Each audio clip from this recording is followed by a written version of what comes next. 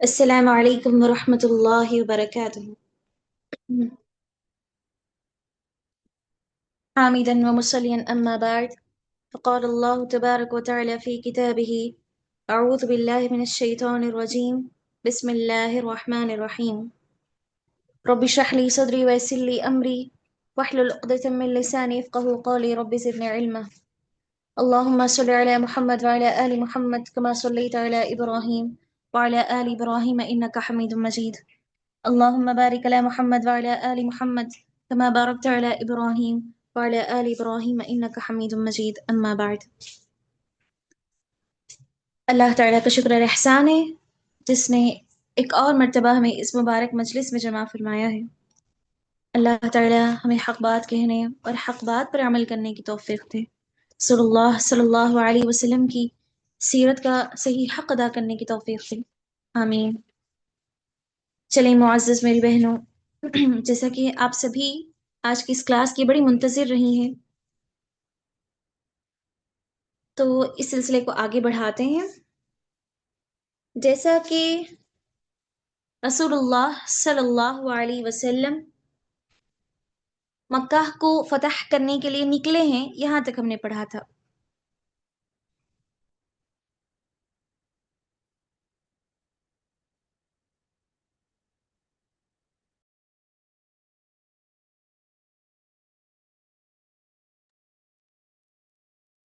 بسم اللہ الرحمن الرحیم۔ گزشتہ سبق میں اگر آپ کو یاد ہو تو ہم یہ پڑھ چکے ہیں کہ صلح حدیبیہ میں یہ معاہدہ طے ہوا تھا۔ کیا وعدہ طے ہوا تھا؟ کہ قریش اور مسلمانوں کے درمیان 10 سال تک جنگ بند ہوگی، 10 سال تک جنگ نہیں رہے گی۔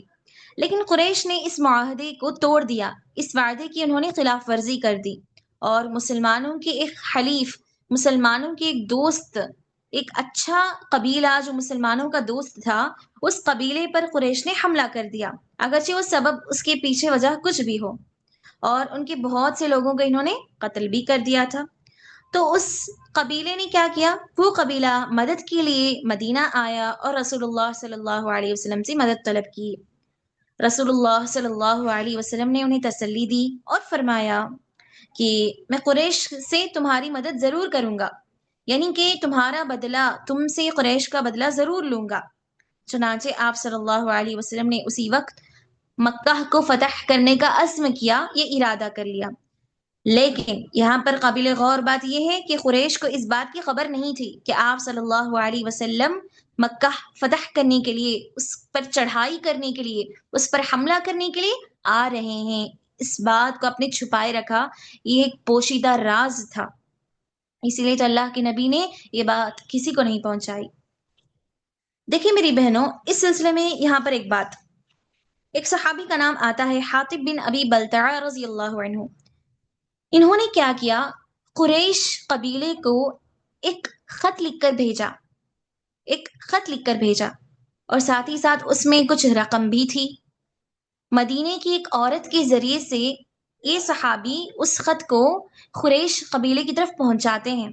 اس عورت کو یہ خط دے کر بتاتے ہیں کہ یہ جو میرا خط ہے اس کو مکہ پہنچا دو، قریش قبیلے کو دے دو۔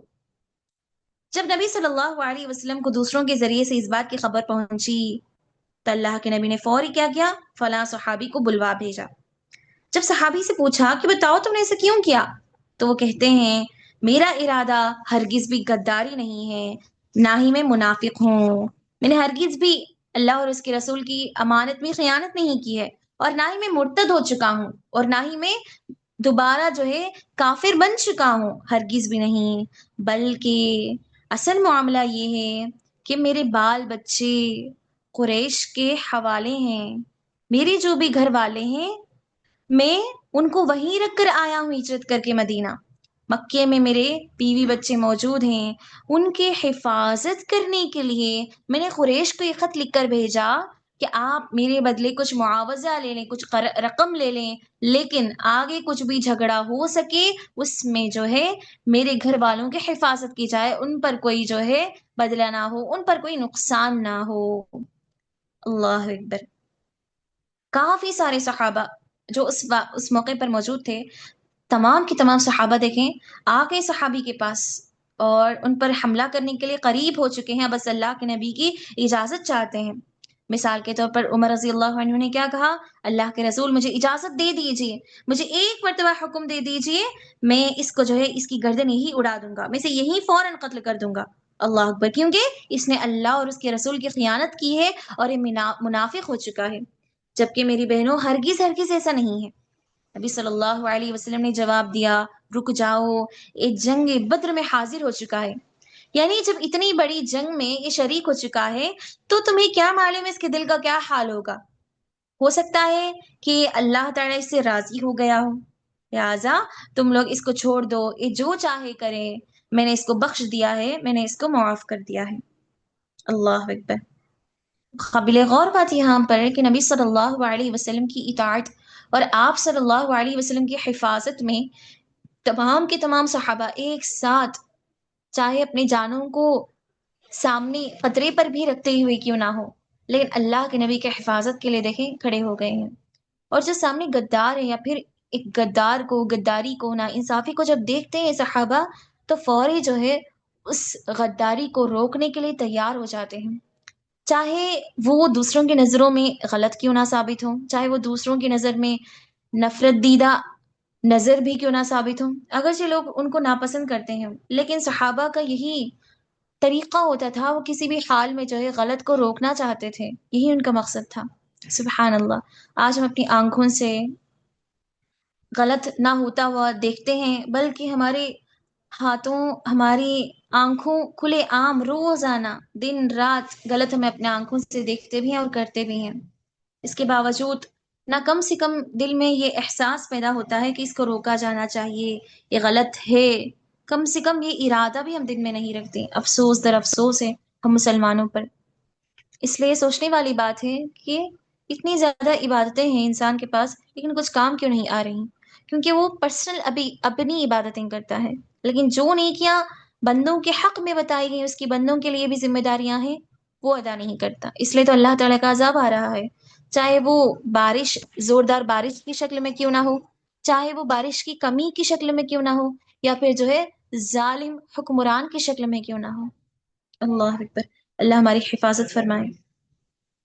دیکھیں میری بہنوں، جب نبی صلی اللہ علیہ وسلم مکہ کی طرف روانہ ہونے لگے تو درمیان میں چند صحابہ آپ صلی اللہ علیہ وسلم کے پاس آ پہنچے، وہ مسلمان جو مکہ چھوڑ کر مدینہ ہجرت کر کے آ رہے تھے۔ درمیان میں راستے میں ہی اللہ کے نبی سے ان کی ملاقات ہو گئی اور سفر میں اللہ کے نبی کے ساتھ وہ رک گئے۔ انہی مسلمانوں میں سے عباس رضی اللہ عنہ پیارے نبی صلی اللہ علیہ وسلم سے ملاقات ہوئی، جب اللہ کے نبی اپنے 10,000 صحابہ کے ساتھ، کتنے؟ 10,000 صحابہ کے ساتھ 8 ہجری میں، رمضان کے مہینے میں، ماہ رمضان 8 ہجری میں 10,000 صحابہ کے ساتھ آپ صلی اللہ علیہ وسلم مکہ روانہ ہو گئے۔ راستے میں آپ صلی اللہ علیہ وسلم کی چچا عباس رضی اللہ عنہ سے ملاقات ہوئی، جو مسلمان ہو کر اپنے بچوں کے ساتھ مدینے کی طرف ہجرت کر رہے تھے۔ سبحان اللہ، عباس رضی اللہ عنہ دیکھیں، اللہ کے نبی کی چچا، اتنے سال بعد اللہ کے نبی کی چچا کو توفیق ملی مسلمان ہونے کی۔ جب مکہ کے قریب پہنچے تو اللہ کے نبی نے ایک جگہ پڑاؤ ڈالا۔ ابو سفیان جو کہ مکہ آ گئے، مدینے میں اللہ کے نبی کو سمجھا کر صفائی دے کر، اب وہ دور سے دیکھ رہے ہیں کہ یہاں پر مسلمانوں نے پڑاؤ ڈالا ہے اور 10,000 آگ لگائی گئی ہے۔ سبحان اللہ، اللہ کے نبی نے آگ جلائی اور 10,000 صحابہ کی 10,000 جو ہے خیمے موجود تھے۔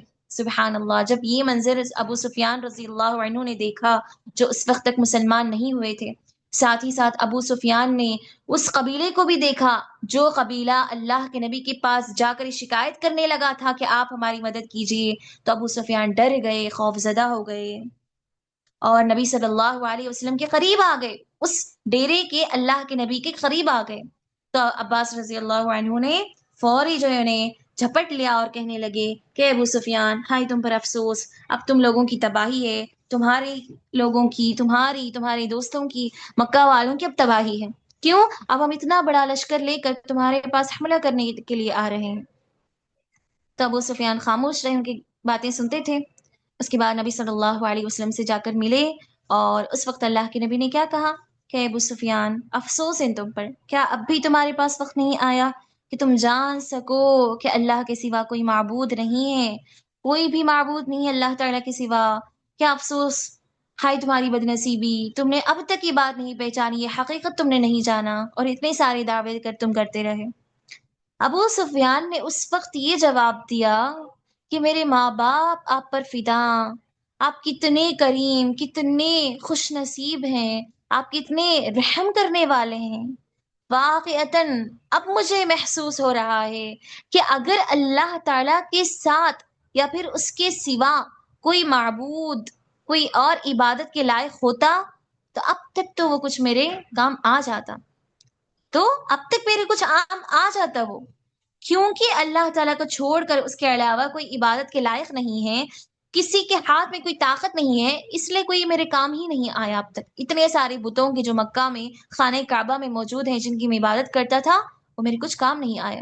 لہٰذا میں سمجھ گیا کہ جو رب خود ہاتھوں سے بنایا جاتا ہے، جس کا نام رکھا جاتا ہے، جس کی تصویر بنائی جاتی ہے، جس کو سامنے رکھ کر عبادت کی جاتی ہے، وہ ہرگز بھی معبود نہیں ہو سکتا، جو کھانے کا، پینے کا، لباس کا، ہر چیز کا محتاج ہو، جو خود اپنے نفع و نقصان کا مالک نہیں، وہ کسی اور کے نفع و نقصان کا کیا طاقت رکھتا ہے؟ تو لہٰذا ابو سفیان کہتے ہیں کہ میں راضی ہو گیا اس بات پر کہ اللہ تعالیٰ کے سوا کوئی معبود نہیں۔ اس کے بعد اللہ کے نبی نے پوچھا، یہ کہا کہ ابو سفیان تم پر افسوس، کیا تمہارے لیے اب بھی اس بات کے لیے بھی وقت نہیں آیا کہ تم یہ بھی قبول کر سکو کہ میں اللہ کا رسول ہوں؟ جیسا اللہ تعالیٰ ایک اکیلا تنہا ہے، اسی طرح میں اس کا بھیجا گیا ایک نبی اور ایک رسول ہوں۔ تو اس وقت ابو سفیان کہتے ہیں اس بات کے متعلق مجھے اب بھی شک ہے، مجھے اب بھی دل میں کچھ نہ کچھ کھٹک محسوس ہو رہی ہے کہ آپ اللہ کے رسول ہیں، کیونکہ ایک یتیم، ایک معمولی سا انسان اللہ کا پیغام پہنچانے والا پیغمبر نہیں ہو سکتا۔ مجھے آپ کے سلسلے میں تو شک ہے، لیکن اللہ تعالیٰ کے معبود ہونے کے سلسلے میں اب کسی قسم کا شک باقی نہیں رہ گیا۔ اب میں نے معلوم کر لیا کہ اللہ تعالیٰ کے سوا کوئی ایسا سفارش ہی نہیں جو میری سفارش قبول کر سکے، میری ڈائریکٹ دعائیں اللہ سے ہونی چاہیے۔ اس کے بعد وہ اسلام قبول کرتے ہیں اور حق کی شہادت دیتے ہیں۔ سبحان اللہ۔ اس کے بعد میری بہنوں، جب پیارے نبی صلی اللہ علیہ وسلم رات میں خیمہ زن ہو کر جب صبح ہوئی تو مکہ روانہ ہوئے، جب مکہ میں داخل ہونے لگے تو ابو سفیان نے کہا، اعلان کرتے ہوئے مکہ میں داخل ہو کر کہ اے لوگوں، میں تمہارے پاس ایک ایسی خبر لے کر آیا ہوں جو تمہیں ہلا دینے والی ہے، جو تمہیں ہلا دینے والی ہے۔ اور وہ خبر کیا ہے؟ ابو سفیان تیزی سے مکہ پہنچ کر اعلان کرنے لگے، اے قریش کے لوگوں، محمد تمہارے پاس ایک بہت بڑا لشکر لے کر آ رہے ہیں جن کا تم مقابلہ نہیں کر سکتے، جن کا مقابلہ کرنا تمہاری طاقت میں نہیں ہے۔ 10,000 کا لشکر وہ لے کر ہمارے پاس آ رہے ہیں۔ لہٰذا جو بھی بندہ اپنے آپ کی حفاظت کرنا چاہتا ہے، اسے چاہیے کہ وہ اپنے اپنے گھروں میں داخل ہو جائے۔ جو بھی اپنے گھر میں دروازہ بند کر لیتا ہے اسے امان ہے، وہ حفاظت پا گیا، وہ محفوظ ہو گیا، اللہ کے نبی اور مسلمان اسے کچھ تکلیف نہیں پہنچائیں گے۔ اور جو بھی میرے گھر میں بھی داخل ہو جائے گا، میرے گھر میں بھی رہے گا، اسے بھی امان ہے، اور جو بھی مسجد حرام میں بھی داخل ہو جائے گا اسے بھی امان ہے، وہ بھی محفوظ ہو جائے گا۔ لیکن ان 3 جگہوں کے علاوہ جو سامنے نظر آ جائے مسلمان اس پر حملہ کریں گے۔ جب یہ اعلان ہوا ابو سفیان کا تو لوگ اپنے اپنے گھروں میں اور بعض جو ہے مسجد حرام کی طرف بھاگنے لگے۔ رسول اللہ صلی اللہ علیہ وسلم سورہ فتح کی تلاوت کرتے ہوئے، وہی سورہ فتح جو صلح حدیبیہ کے موقع پر نازل ہوئی تھی، جب وہ شرطیں لگائی گئیں قریش کی طرف سے جو مسلمانوں کے حق میں نہیں تھی، ان کے فیور میں نہیں تھی، اس وقت اللہ تعالیٰ نے یہی آیات نازل فرمائی تھی، قریب خوشخبری سنائی تھی، قریب میں پیشنگوئی بتا دی تھی کہ تمہیں اب اچھی پیشنگوئیاں، اچھے خبر ملنے والے ہیں۔ تو وہی آیات سورہ فتح کی تلاوت کرتے ہوئے انصار اور مہاجرین کے ساتھ اللہ کے نبی مسجد حرام میں داخل ہونے لگے۔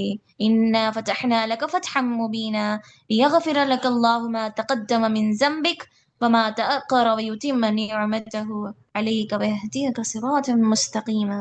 سبحان اللہ۔ نبی صلی اللہ علیہ وسلم جب مکہ مکرمہ داخل ہوئے، فوری مسجد حرام میں پہنچے، خانہ کعبہ کا طواف کیا۔ اس وقت خانہ کعبہ کے ارد گرد، اس کے اطراف 360 بت تھے۔ 360 یہ نمبر اب بھی آپ یاد رکھیں، اور ہر ایک بت کا ایک خاص نام بھی رکھا تھا انہوں نے، کہ یہ فلاں خاص بت مال کے لیے ہے، یہ فلاں خاص بت بارش کے لیے ہے، یہ فلاں خاص بت روزی کے لیے ہے، رزق کے لیے ہے۔ اس طرح ان بے وقوفوں نے ایک ایک خاص بت کو ایک خاص کام کے لیے مقرر کر لیا تھا۔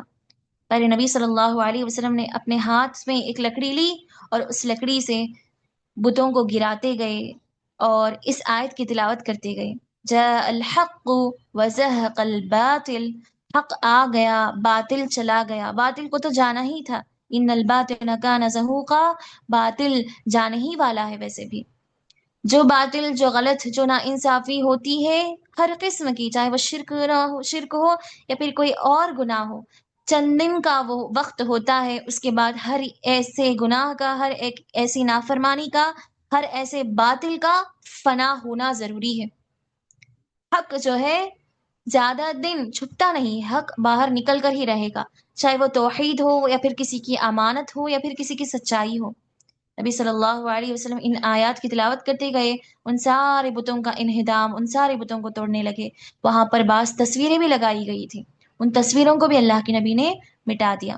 اس کے بعد کعبہ میں داخل ہوئے، اندر سے دروازہ بند کر لیا اور 2 رکعت نماز پڑھی۔ نماز پڑھنے کے بعد اس کے کونے کونے میں تکبیریں بلند کی اللہ کے نبی نے، اللہ کی تعریف، اللہ تعالیٰ کی تکبیرات بلند کرنے لگے۔ پھر دروازہ کھولا، دروازے کے باہر جب آئے اللہ کے نبی تو دیکھتے ہیں کہ سامنے قریش صفوں میں کھڑے ہوئے اللہ کے نبی کا انتظار کر رہے تھے، کیا محمد ہمارے ساتھ کیا سلوک کرنے والے ہیں۔ سبحان اللہ، آپ صلی اللہ علیہ وسلم کے دشمن آپ کے سامنے ہیں، آپ کے سامنے موجود ہیں۔ یہ وہ دشمن ہے جو آپ کو اور آپ کے صحابہ کو 21 سال سے ہر طرح کی تکلیفیں دے چکے تھے۔ 21 سال، یہاں پر 21 ایئرس ہیں، ابھی قرآن نازل ہوئے 21 ایئرس ہوئے، اور نبی صلی اللہ علیہ وسلم پر نبوت آنے، نبی بنائے جانے کے 21 سال پورے ہو گئے، اب 2 سال باقی ہیں۔ اگر 2 سال باقی ہوئے تو سیرت ختم ہو جائے گی ہماری۔ تو 21 سال سے یہ دشمن جو اللہ کے نبی کو تکلیف پہنچاتے تھے، نہ صرف اللہ کے نبی کو، اللہ تعالیٰ کی ذات پر، قرآن پر، دین پر، ساری کی ساری چیزوں پر، جو اللہ کے نبی کے سامنے کھڑے ہیں، آپ نے ان کے سامنے چند نصیحتیں کی، پھر ان سے پوچھا کہ بتاؤ میں تمہارے ساتھ کیا سلوک کرنے والا ہوں، یعنی کیا تم اندازہ لگا سکتے ہو کہ تمہارے ساتھ اب کیا ہوگا، کیا ہونا چاہیے اصل میں تمہارے ساتھ، جس طرح کے تمہارے کرتوت رہے ہیں۔ تو ان سبھی نے جواب دیا، ہمیں آپ سے اچھے سلوک کی امید ہے، اگر آپ چاہتے تو ان سب کو قتل کر سکتے تھے، لیکن آپ بڑے رحم دل تھے میری بہنوں، اس لیے ان سب کو اللہ کے نبی نے معاف کر دیا اور فرمایا ساتھ میں کہ تم سب آج آزاد ہو چکے ہو، آج تم سب آزاد ہو چکے ہو، لا تثریب علیکم اليوم، آج تم پر کسی قسم کی پکڑ نہیں ہوگی، اذهبوا، اب تم آزاد ہو گئے ہو، فانتم الطلقاء، آزادی تمہارے گناہوں سے، تمہاری کرتوتوں سے ہے، اب تمہارے کرتوتوں کی کسی قسم کی پکڑ نہیں ہے گی، لہٰذا اللہ تعالیٰ سے معافی مانگ لو، اور ساتھ ہی ساتھ جو ہے آگے سے ایسے اچھے اچھے کام کرو جس سے اللہ تعالیٰ راضی ہو جائے، جو تمہارے گناہوں کا کفارہ بن جائے۔ اس کے بعد میری بہنوں، قریش آپ کے اس سلوک سے بڑے شرمندہ ہو گئے، انہیں بڑا شرم محسوس ہونے لگا، پشیمان ہونے لگے کہ ہم کیسے تھے اتنے سالوں میں، اتنی عرصے سے اتنی زیادہ تکلیفیں پہنچانے، اور جب اتنا اچھا موقع ہے مسلمانوں کے پاس، اتنے بڑے پیغمبر کے پاس، یہ چاہے تو اپنے اس وقت کا صحیح استعمال کر سکتے تھے اور ہمیں اچھا خاصا نقصان پہنچا سکتے تھے، اور اسی ایک عمل سے، اس ایک رحم دلی کے فیصلے سے انہیں یقین ہو گیا کہ محمد اللہ کے سچے رسول ہیں، اور یہ جو اسلام ہے ایک سچا دین ہے، اسی ایک عمل کی بنیاد پر جس میں رحم پایا جا رہا ہے، جس میں معافی ہے، جس میں نرمی کے ساتھ فیصلہ کیا جا رہا ہے، لہذا اس سب کے سب مسلمان ہو گئے۔ سبحان اللہ. اس سارے واقعے سے، فتح مکہ سے، یعنی کہ مکہ کا کامیاب ہونا، فتح ہو جانا، فتح مکہ سے ہمیں یہ پیغام ملتا ہے کہ نبی صلی اللہ علیہ وسلم نے اتنی ساری جنگیں کی، لیکن اب تک کی یہ سب سے عظیم کامیابی تھی. اپنے اصل جو جڑ کا دشمن تھا اس کو پورا کا پورا جڑ سے کاٹ دینا، اور ساتھ ہی ساتھ اس کو اپنے فیور میں کر لینا، اس کو اپنے ساتھ ملا لینا، اب تک کی سب سے عظیم کامیابی تھی. اور اس کا راز کیا تھا؟ نہ کوئی جنگ، نہ کوئی حادثہ، کچھ بھی نہیں. ارادہ تھا تو جنگ کا، ساری تیاری لے کر گئے تھے، لیکن صرف اور صرف معافی کے ساتھ، درگزری کے ساتھ معاملہ جو ہے وہی ختم ہو گیا. اسی لیے ایک فائدہ کیا ہوا یہاں پر؟ کیونکہ معاملہ نرمی کے ساتھ ہوا، اسی لیے اللہ تعالیٰ نے مسلمانوں کی تعداد کو بڑھا دیا. اللہ تعالیٰ نے مسلمانوں کی تعداد کو بڑھا دیا. سبحان اللہ. اسی لیے تو اس وقت سورۃ النصر کی آیات نازل ہونے لگی. اذا جاء نصر اللہ والفتح. اے نبی، جب آپ اللہ تعالیٰ کی فتح کو دیکھ لیں، اے نبی صلی اللہ علیہ وسلم، جب آپ کے پاس اچھی خاصی کامیابی آتی رہے، جب آپ کو اللہ تعالیٰ کی لگاتار مدد آتی رہے، وَرَأَيْتَ النَّاسَ يَدْخُلُونَ فِي دِينِ اللَّهِ أَفْوَاجًا، اور جب آپ یہ بھی موقع پا لیں، جب آپ یہ وقت بھی دیکھ لیں کہ آپ کی مسلمانوں کی جماعت میں فوج در فوج، یعنی کہ بہت زیادہ لوگ جو ہے اسلام کے اندر داخل ہو رہے ہیں، تو اس وقت آپ کو یہ ذمہ داری سونپی جا رہی ہے، آپ کو یہ حکم دیا جا رہا ہے کہ آپ کو کیا کرنا ہے؟ فَسَبِّحْ بِحَمْدِ رَبِّكَ، کہ آپ کثرت سے اللہ تعالیٰ کی تسبیح کو بیان کریں، وَاسْتَغْفِرْهُ، اور بخشش اور توبہ کو لازم پکڑ لیں. میری بہنوں، اس صورت میں دو اہم باتیں سیرت کے حوالے سے ہمیں معلوم ہوتی ہیں. سب سے پہلی بات اس صورت میں ہمیں معلوم ہوئی کہ اللہ تعالیٰ نے اس صورت کو نازل کر کے یہ بتا دیا کہ آپ کو بھیجے جانے کا مقصد اب ختم ہو رہا ہے، لہٰذا اب نبی صلی اللہ علیہ وسلم کی زندگی یہاں پر صرف 2 سال باقی ہیں، 2 یا 2.5 سال سمجھیں. دوسری بات، اس صورت میں سیرت کے حوالے سے ہمیں بات معلوم ہوتی ہے کہ اب نبی صلی اللہ علیہ وسلم کی زندگی کے ایام کم ہوتے جا رہے ہیں، موت کا وقت قریب ہے، تو اللہ تعالیٰ نے کیا حکم دیا؟ وَاسْتَغْفِرُوا، کہ کثرت سے استغفار کرو، استغفار کو لازم پکڑ لو، توبہ کر لو، بخشش کر لو. سبحان اللہ. حالانکہ اللہ کے نبی نہ گنہگار ہیں، نہ عام چھوٹی سی غلطیاں بھی اللہ کے نبی سے نہیں ہوئی، پیغمبروں سے خطائیں نہیں ہوتی. تو غور کریں، غور کریں کہ ہماری موت کا وقت تو ہمیں معلوم ہی نہیں ہے، تو کس قدر ہمیں استغفار کو لازم پکڑنا ہے، ان الفاظ کو اپنی زبان سے لانا ہے. اللہ اکبر.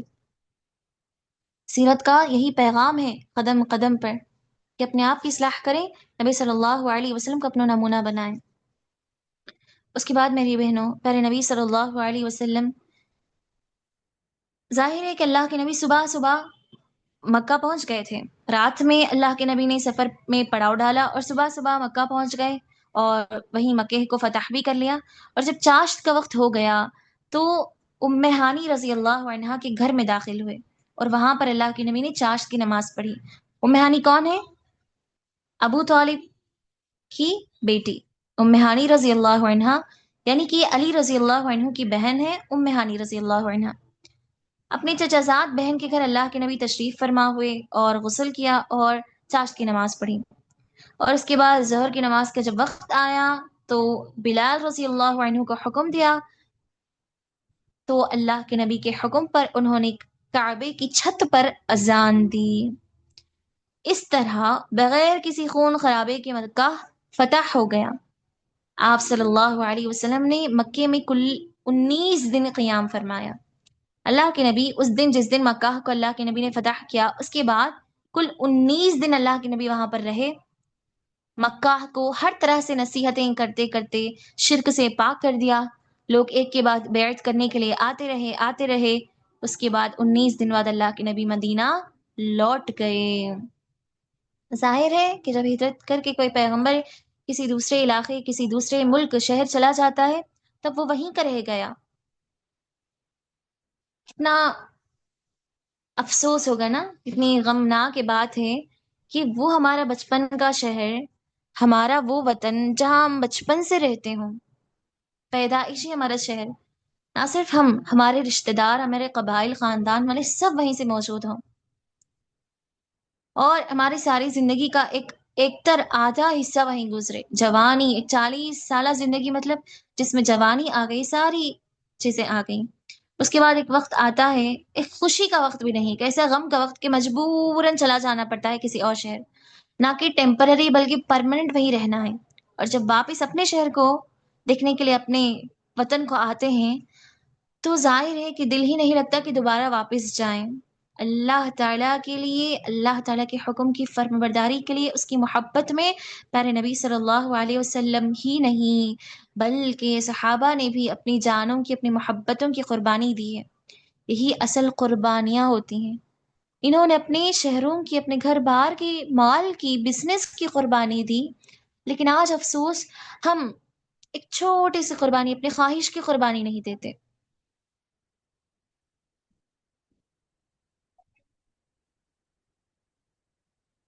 اللہ تعالیٰ ہمیں اپنے نفس کی قربانی دینے، اپنے نفس پر اللہ تعالیٰ کے دین کو ترجیح دینے کی توفیق دے۔